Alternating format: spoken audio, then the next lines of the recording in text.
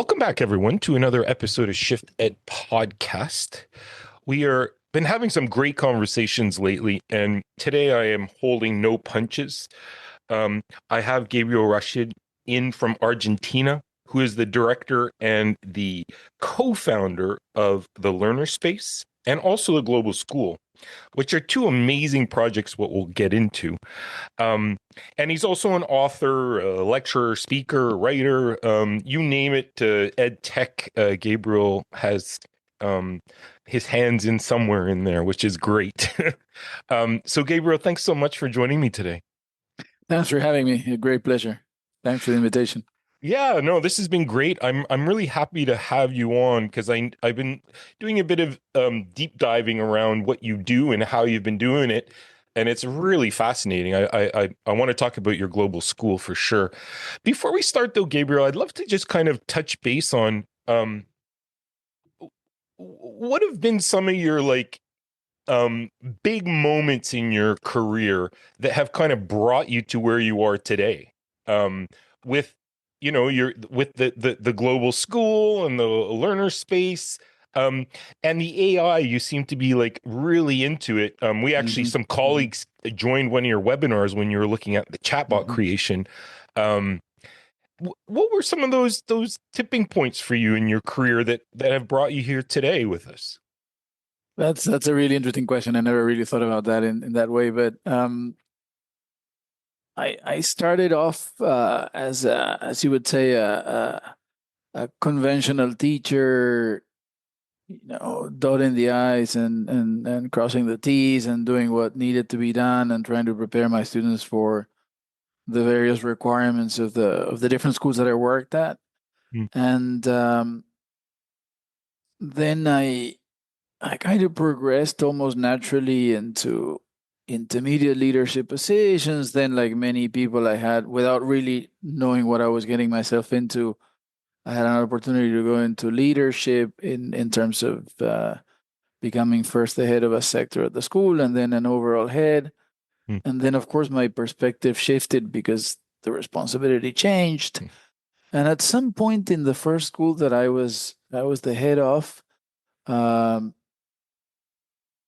I started realizing that things were not as they seemed, and that having gained a little bit of perspective, what I was really called to do, or what I really wanted to dedicate my life to, was trying to bring forth change in education. I guess there's a period in every one of our professions when we realize that it's not just about being a good performer and complying with what the expectations are, but rather trying to change things as they are. And that happened to me, I would say, a couple of years into my first headship of a school, when I realized that maybe the road ahead was not to do better, but to do differently.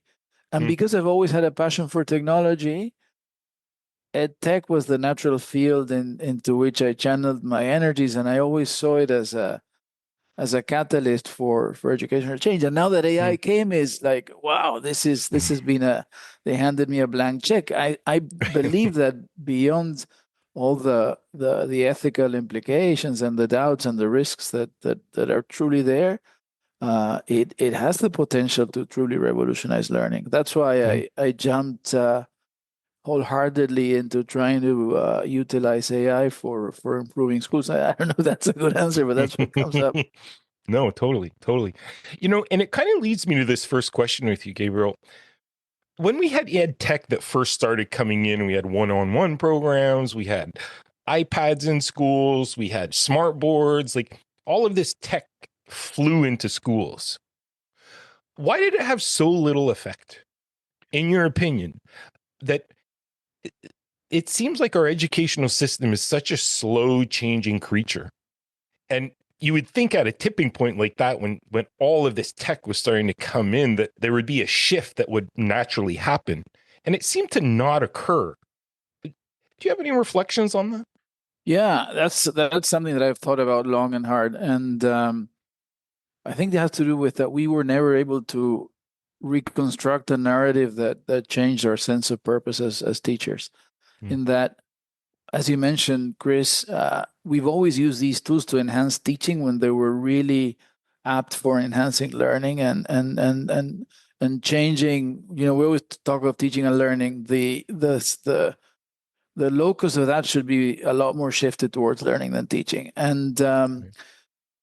I've always had these conversations with my colleagues and other people who are into this, and I've always said, you know what? We always say we need to change the role of the teachers. We need to be more facilitators, step aside, etc.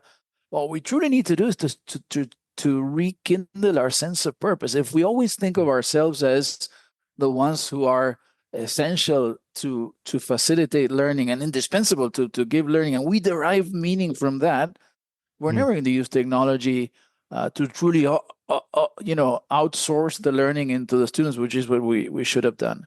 So I think it right. has to do with that. We were never able to create a new narrative about the evolution of the role of educators Mm, and call people in with a renewed sense of purpose. mm. Interesting. And do you find now with the introduction of I mean, it's still very new for most teachers. Um, I saw a survey recently where half or more than half the population of a teacher surveyed is just still very in the dark about AI. It's been around since 2022, kind of like starting to pick up speed. Do you think AI has the possibility to change the way we practice education?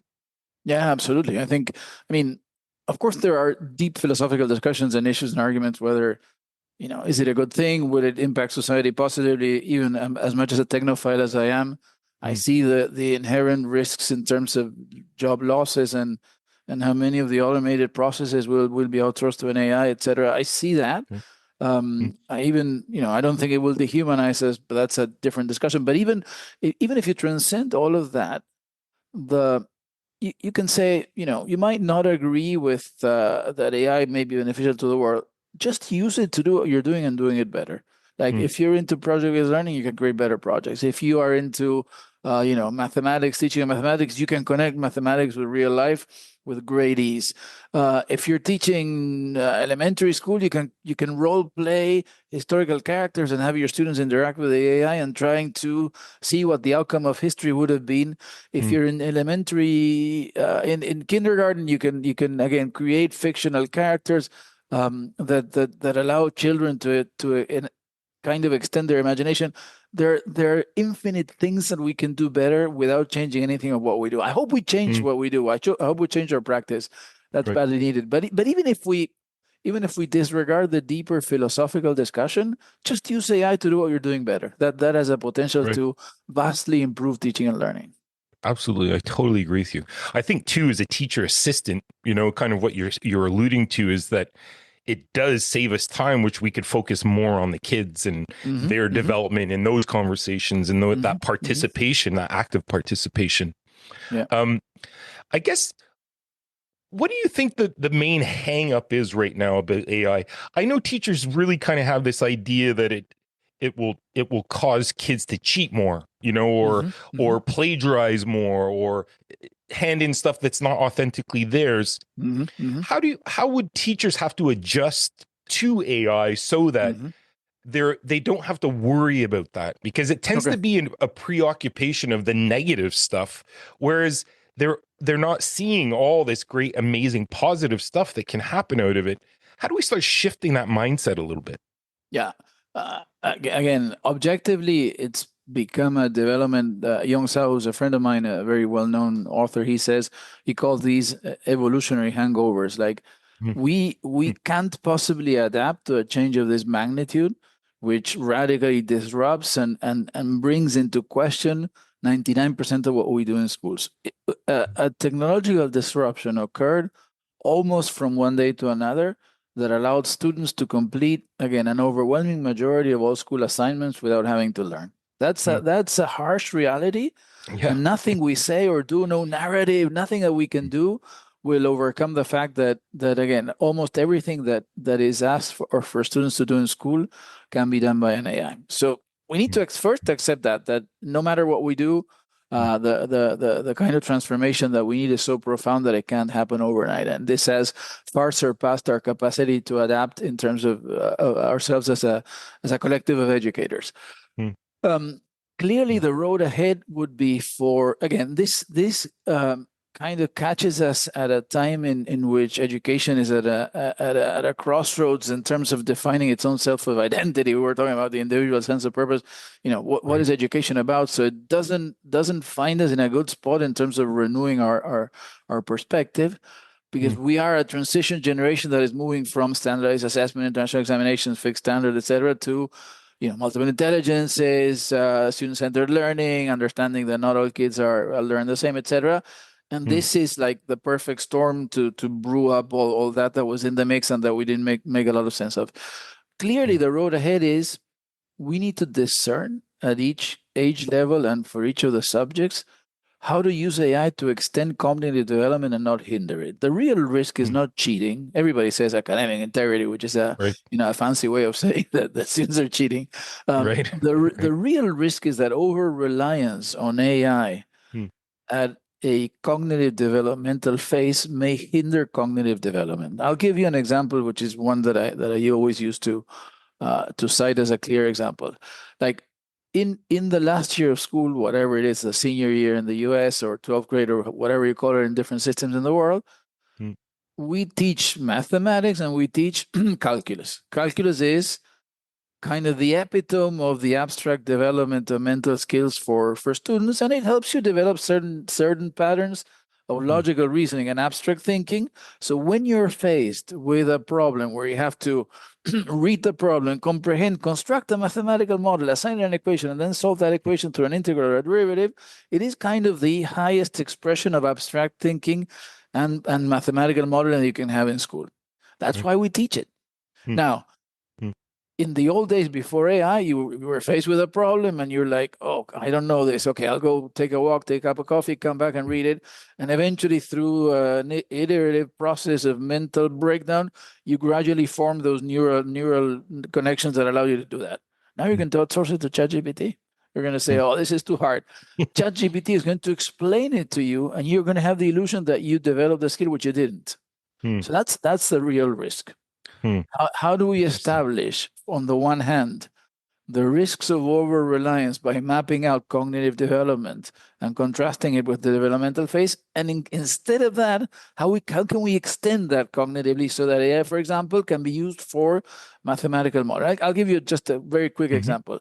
Mm-hmm. Down here in Argentina in 2023, we had a presidential election with a runoff. There were two candidates who had the majority of votes, and we had about what they call a ballotage, a runoff in the second round.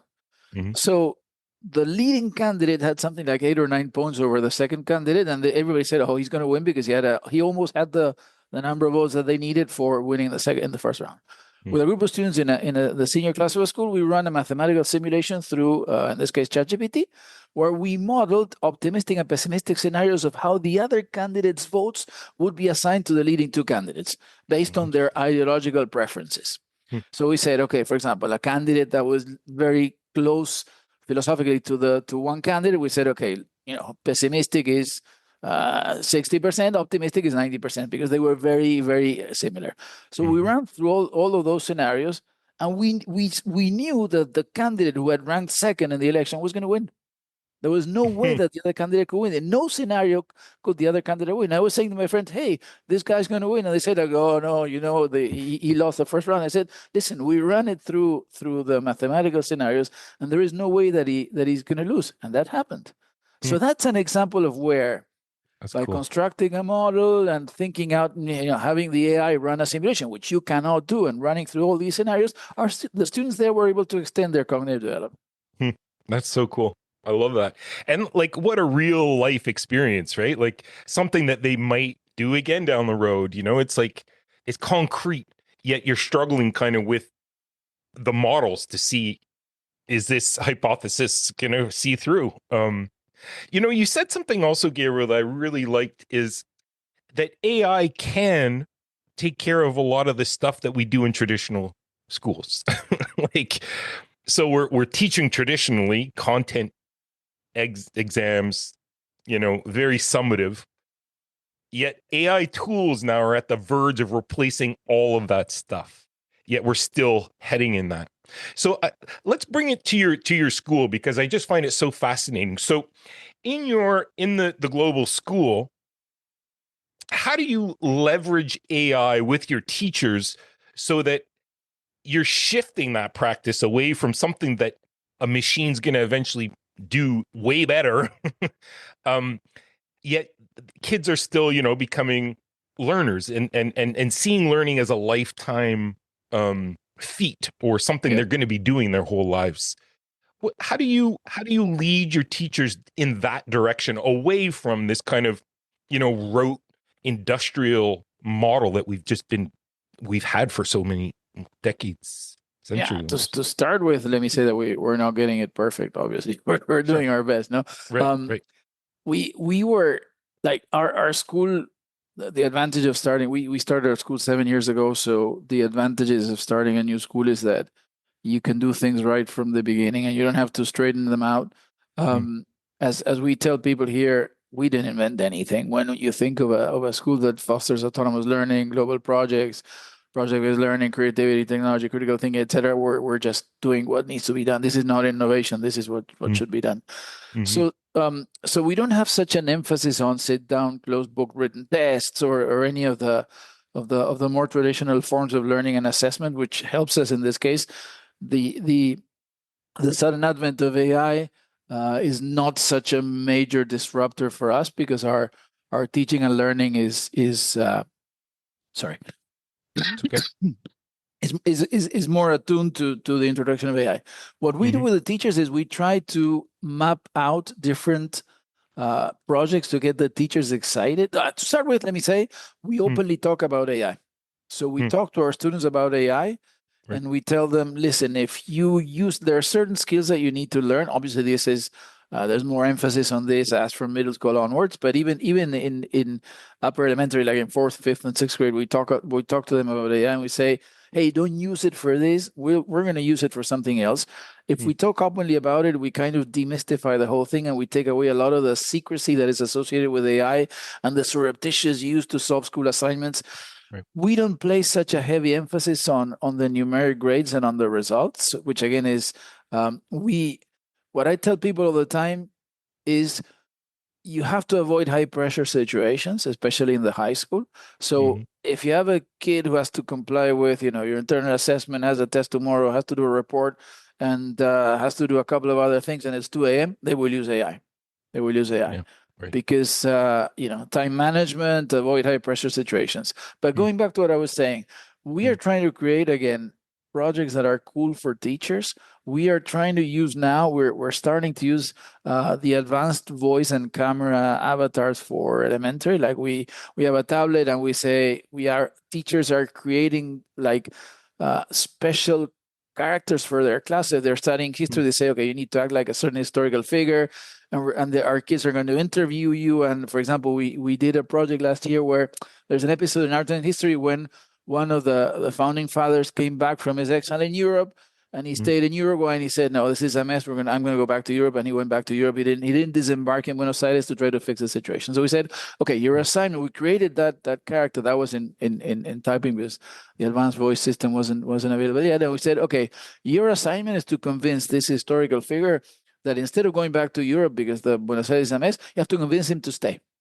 mm. And then we have to think of what the outcome would have been.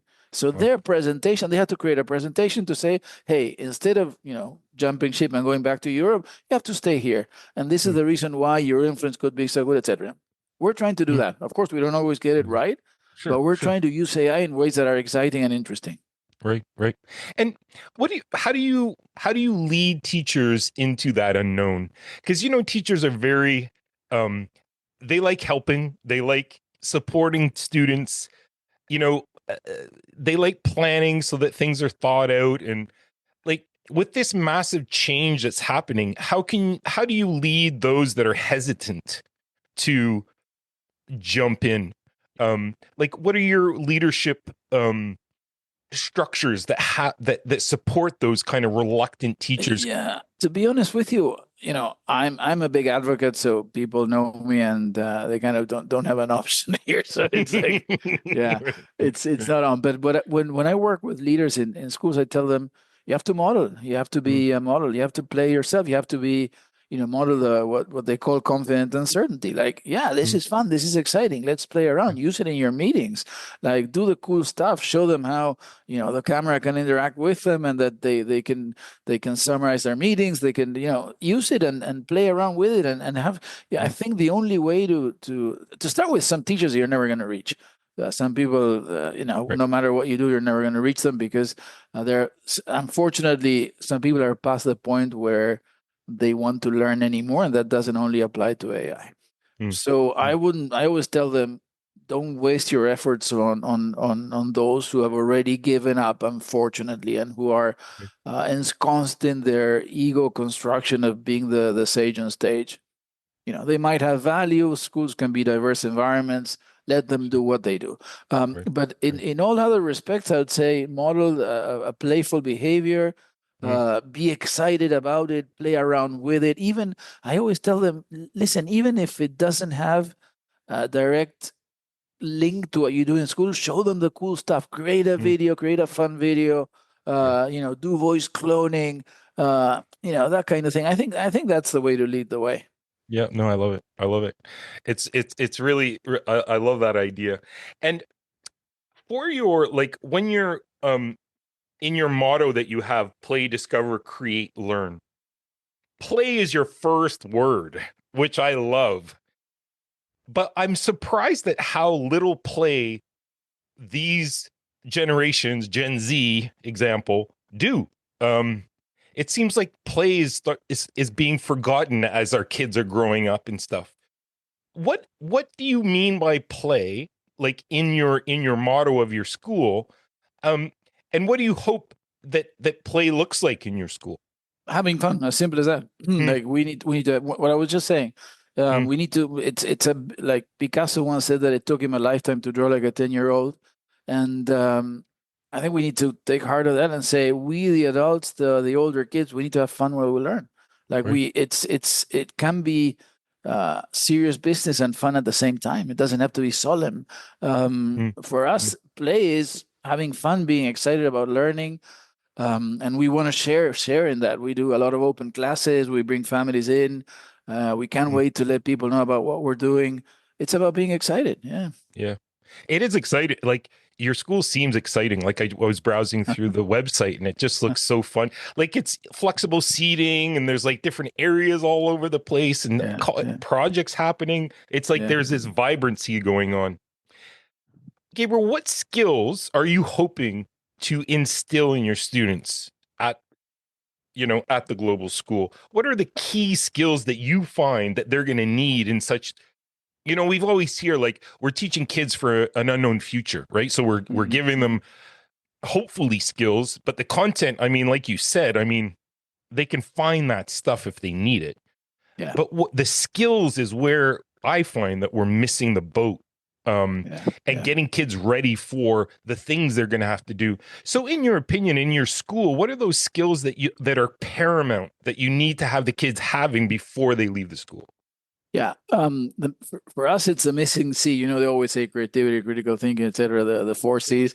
Yep. The missing C is confidence. I think Mm, they need to be confident, and that's not an accidental outcome of school. Being mm, confident in your abilities, in your capacity to unlearn and relearn. mm, We work hard for that, and a lot of times getting there is more about what we don't do than what we do. mm. In Interesting. terms of building up our students' confidence that they can do anything that they set their minds and their hearts to do. So that's Hmm. one. We believe a lot in presenting their ideas, in communicating, so especially orally. Hmm. So we try in as much as we can to have our students defend their ideas and go out to the world and do stuff. We've had students that have done leadership. Like a leadership day in a company here last year, Oh, well. in the outside world, reproducing what they do at school. And again, it's about, so yeah, basically I would say that it's nurturing self-confident learners, making sure that we don't impact their self-esteem, or that we impact it as less as possible. And that I would say lifelong learning is about the tools for sure. And we try to do that, but it's also about the motivation. I think the motivation is an important part. Yeah. Oh, I love the confidence. I'm going to add that C also to those four other C's, because I totally agree with you. I think if you don't have that, the others aren't as They're effective. meaningless. Yeah, they're meaningless. Yeah, Right? They're totally. So, Gabriel, to kind of bring things to a close, again, thanks so much for hopping on here and sharing some my of your pleasure. thoughts. Where do you see this going? Where's education headed to? I asked that last question in 2035. Like, if you had a crystal ball, where do you think we're headed with all of this? Yeah, to be honest, I don't know. I can tell you where I think it could be headed.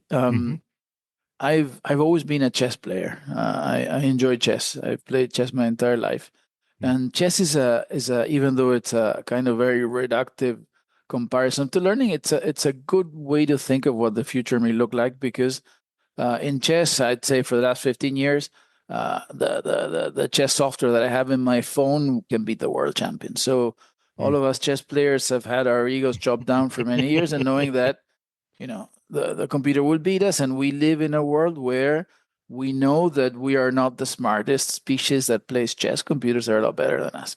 So what happened in retrospect? That goes all the way back to 1994 when Kasparov was beaten by Deep Blue, etc. Right. So what's the state of affairs right now? More people than ever are playing chess. It's become a super popular game. The level of the current generation of grandmasters is the best in history. They would hands down beat any historical player, because they're playing a lot better, measured by objective standards, than any of the grandmasters of the past. When I used to play tournaments when I was a lot younger, you used to play games that lasted 5 or 6 hours. Now the main form of competition is blitz, meaning that the whole game lasts 10 minutes, because it's a lot more fun, more exciting, and you can cheat. You don't have time to cheat. You don't have time to use a computer and cheat, because the game is so fast. And if you ask the players how they've become so good, they said that chess has two sides to it. One is the kind of holistic appreciation of pattern recognition of a position. After playing a lot, you see a position, and you intuitively know what the best move is, even without having to calculate a sequence. And there's also an analytical side to it, which is calculating a sequence of moves to see the outcomes. Now, the current generation of players, they mostly say that they've developed a deep intuition through repetitive practice that allows them to know what the best move is without even having to calculate analytically the sequence of moves that will lead to an outcome. How did they achieve this? How do we all learn? And when I was in school, I had books. I learned from books, and we reproduced. Now we all play with our software, and 99 times out of 100 we get destroyed by the computer. You always play 1 or 2 levels below the computer, so the computer beats you all the time. Do I get discouraged? Not at all. I don't. So that's learning from mistakes. Yep. Big time. Which we don't do in schools. I am not discouraged by learning from mistakes. Assessment is not the sit-down written test that it used to be, the 6-hour game. Now it's in real time. It's situational. And the repetitive practice has developed deep intuition. So how do I see this evolving? Hopefully, if we had immersive video games that teach you stuff, if we truly capitalize on the promise of adaptive learning to learn from mistakes and not be hindered by it, if we evolve assessment from the conventional out to going, we go out and here's a situation that you have to solve, and you have to solve it in a limited amount of time, and you have to demonstrate that deep intuition and learning through solving a real-time situation, and that's the outcome of school. So I see that. Now, whether that will happen or not, education has proven impervious to most of the forces that have shaped the outside world. So who knows? I love your metaphor, though. That's so good. And it makes a lot of sense. Well, I'm gonna think about that.